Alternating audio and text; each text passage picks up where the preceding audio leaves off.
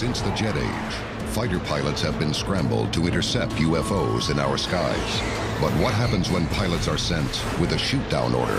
Fighter pilots are forced to confront something they have never trained for and officially does not exist.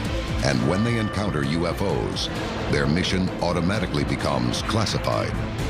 Some pilots claim they can't catch the UFO. Others report their weapons jam when they try to fire. What happens on these missions is often made top secret. Is combat stress affecting pilot testimony?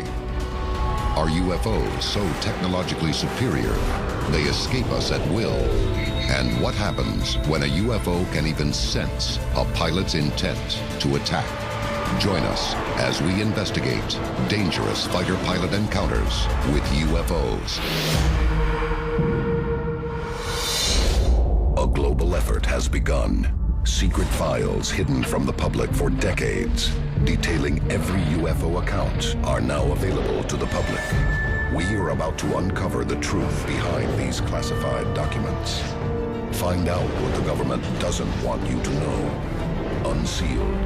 Alien Files. Exposing the biggest secret on planet Earth. Fighter pilots are responsible for the safety of our skies. It's a dangerous job that takes lightning-fast reflexes and nerves of steel. They are some of the most highly trained professionals in the world. But there is one threat they have not trained for. It's one thing to, be in a dogfight with an enemy aircraft, but a UFO that, for all you know, has technology way ahead of your own. You go up there as a pilot, and what's going through your mind is, I may not come back down again. One incident in the late 1940s, near America's largest gold reserve, strikes fear in the hearts of American pilots and incites a media firestorm. Unsealed case file, the Mantell incident. January 7th, 1948, Fort Knox, Kentucky. Captain Thomas F. Mantell is a decorated World War II pilot with over 2,000 hours of flight time. While patrolling the skies, he's told that a westbound circular object about 250 feet across has entered the Kentucky airspace. In January of 1948, Thomas Mantell was piloting a P-51 Mustang, along with two other P-51s. 3 witnesses in the control tower of Goldman Field at Fort Knox make visual contact. The P-51 Mustangs of the Kentucky Air National Guard turn toward the object and accelerate. Mantell allegedly reports over his radio that the object looks metallic and is of tremendous size. He got to about 20,000 feet when his P-51 then began to spiral out of control and later crashing, killing 25-year-old Thomas Mantell. Rumor spreads that Mantell has been shot down by a UFO. It's the first incident in U.S. history where a fighter pilot allegedly dies engaging a UFO. For the first time, the Air Force and the public realize that UFOs are more than just mysterious. They can also be deadly. The question is, how did he crash? It didn't crash in the ground like a normal explosion, like if they'd taken the thing and dropped it out of the sky, boom. And the time on his watch had stopped at the time of impact. The other idea is the UFO had an effect on his plane. Some experts also believe Mantell may have been chasing a top-secret weather balloon called Skyhook. Multiple Skyhook balloons were launched 250 miles northeast that same day, but none of the explanations stick. And the military begins to make UFO identification a top priority. It's going to definitely start spreading throughout the military and create some kind of hysteria or fear, because if your commanding officer says, get this enemy, and this enemy is better than you, there's a huge threat to that, and that's a huge problem. Years later, an incident in Brazil confirms the one fact that has dogged the world's military for 40 years. Chasing UFOs is one thing. Catching them is an entirely different matter. Unsealed case file, the Sao Paulo UFO incident. Sao Paulo, Brazil, May 19th, 1986. 20 UFOs are tracked on radar. and seen by eyewitnesses on the ground. 2 F-5Es and 3 Mirage fighter jets are scrambled from Santa Cruz and Annapolis Air Force Base. We had ground radar tracking 20 objects. We had multiple airplanes seeing this thing over the 4 hours. Some of these pilots then acquired the UFOs visually as well as on their radars. This went on, involved at least 6 military aircraft, maybe more. In a press conference, Brazilian General Otávio Lima states, "At one point, the chase was inverted, and an F-5E fighter was surrounded by 13 colored lights and chased with 7 on one side and 6 on the other." Afterwards, this was clearly taken seriously within the Brazilian government at high level. Senior Air Force officers were involved. I believe the Minister of Aeronautics was involved at one stage. The Sao Paulo incident is discussed openly by high-ranking government officials in Brazil. But then in the end, it was suggested that perhaps this was just space debris. Could it have been space debris? Now, of course, it could have been space debris if space debris likes to sit in one place and hover, but probably not. A short message from the U.S. Defense Attaché in Rio to the U.S. Defense Intelligence Agency reads, quote, 3 visual sightings and positive radar contact from 3 different types of radar systems leads one to believe that something arrived over Brazil. Up next, we reveal one of the most shocking incidents of fighter pilots engaging with UFOs, exposing just how powerless fighter jets can be, even when locked on target. This is Unsealed, Alien Files. Welcome back to Unsealed Alien Files. Armed with a shoot-down order, jet fighters have been intercepting unknowns in our skies for decades. But what happens when they decide to pull the trigger? Unsealed case file, the Tehran incident. Tehran, Iran, September 19, 1976. A UFO is spotted by civilians and confirmed by the control tower at Tehran's Mehrabad International Airport. The thing was about 300 foot in diameter. It was on radar. The F-4 Phantoms were scrambled. This thing was getting bigger in their screen, and they said, "What should we do?" And control said, "Shoot it down." One pilot gets close to the UFO. He describes it as an extremely bright object, like a small glowing moon. But what happens next defies explanation. A secondary UFO emerges out of the primary UFO and shoots straight toward the pilot's F-4 Phantom. Now, to a pilot, if you see a craft eject something and it's coming at you, it just fired a missile at you. So the next thing that he does is he arms his AIM-4 missile, flips the switch, and he's going to fire back. And just as he's ready to pull the trigger, everything goes dead in his cockpit. Missiles disarmed, everything's gone. His engines are working, but he's flying, but he can't shoot. It's a terrifying moment for any pilot. And in this case, the unknown objects have defied the laws of physics.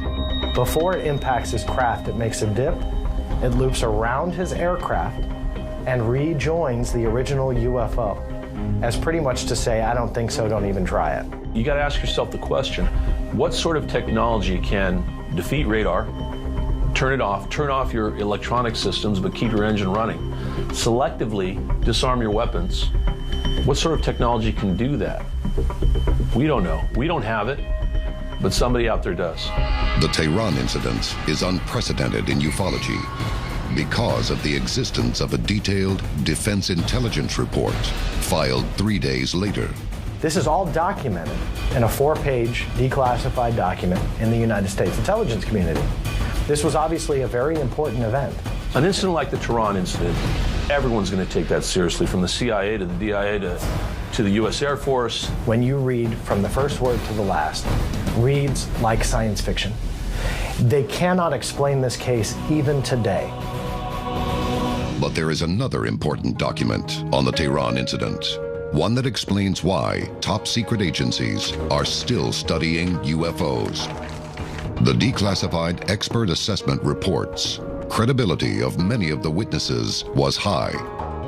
Visual sightings were confirmed by radar, and similar electromagnetic effects were reported by 3 aircraft. You're then confronted with something that is literally out of this world, that has nothing to do with anything they've been trained to. All of a sudden, you go from being the best of the best to quite possibly inferior to what you're facing. And that's a huge threat to any military anywhere in the cosmos. How do you carry out your orders on something that you 5 minutes ago didn't think existed anyway? The final conclusion of the 1976 Tehran DIA assessment states, quote, "An outstanding report. This case is a classic, which meets all the criteria necessary for a valid study of the UFO phenomenon." Whatever was going on in Tehran that night, there was definitely something odd and strange. And the documentation, even decades after the event, can't explain it. Up next, the only known reported case in military history where a fighter pilot is given a shoot-down order and allegedly makes a direct hit on a UFO. This is Unsealed, Alien Files. Welcome back to Unsealed, Alien Files.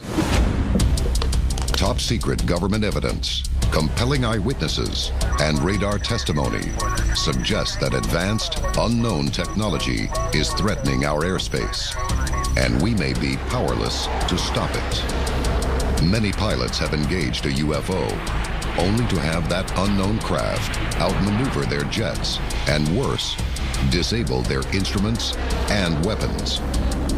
But what happens when a shoot-down order is given and the pilot fires his missiles? Unsealed case file, the Peru incident. La Jolla, Peru, April 11th, 1980. In April of 1980, an object was detected on radar in Peru. This is about 7:30 in the evening. This is the case of Oscar Santamaria, and he was an Air Force commander who was scrambled in response to an uncorrelated target that was being tracked on military radar. Almost 2,000 personnel are on shift at Mariano Melgar Air Force Base when what looks like a weather balloon is spotted near a high-security area.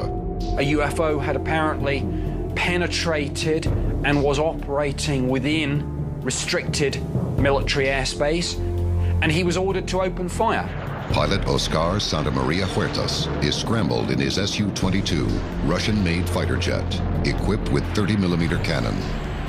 Readied with a shoot-down order, he flies directly toward the unknown target. But what happens next is widely considered to be the only reported direct hit on a UFO in military history. So he rolls up on this thing and fires off his cannons into this balloon. He said that unlike any conventional object, he said it was almost as if the rounds from his cannon were absorbed by this craft, whatever it was. It doesn't blow up, nothing happens, it seems to ignore the bullets, and then just ascends into the air at a high rate of speed. Gone. It's a scenario that is every fighter pilot's nightmare. His weapons are useless.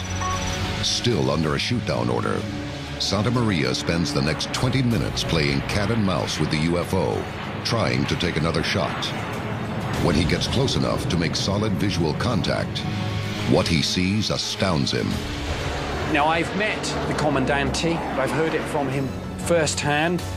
I have absolutely no doubt that this happened exactly as he described. Santamaria claims the UFO is shaped like a light bulb, cut off at the bottom, with a cream-colored dome. It has no visible means of propulsion, no windows, no wings. This now declassified official account of the incident is sent to the DIA. It states that the pilot, quote, intercepted the vehicle and fired upon it without causing any apparent damage.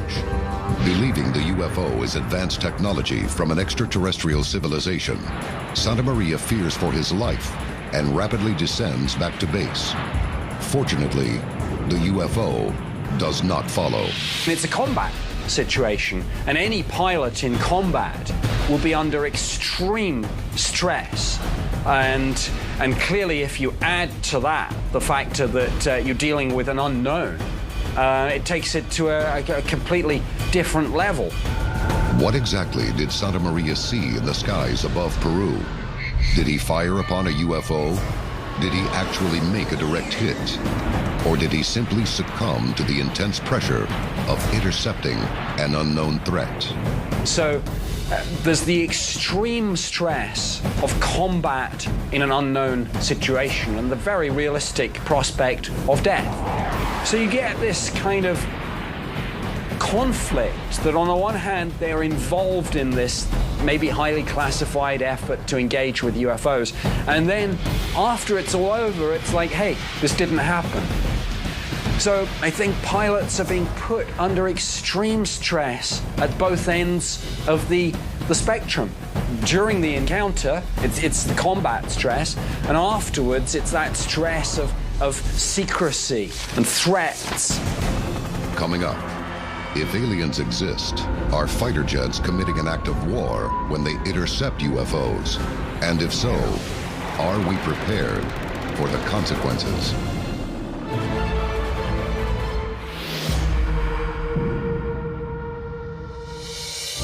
Welcome back to Unsealed, Alien Files.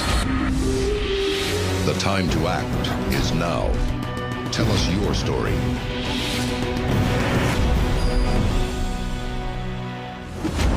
Caught between defending our skies from unidentified threats and the possibility of Air Force reprisals, the testimony of pilots who have been ordered to shoot down an unknown craft is critical to the study of UFOs.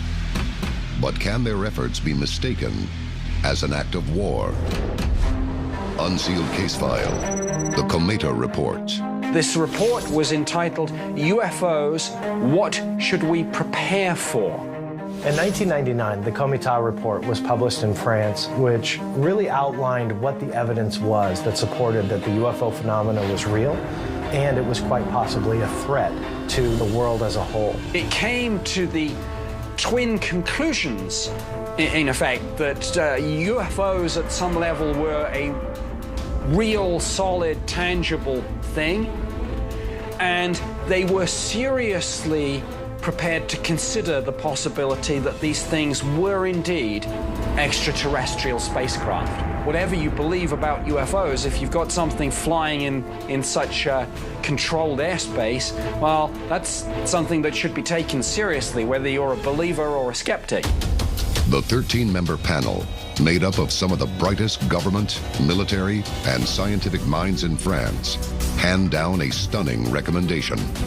It outlined the fact that we needed to try and figure out a defense, a way to ward off and fend off any enemies that may be encroaching into our airspace and trying to invade our planet.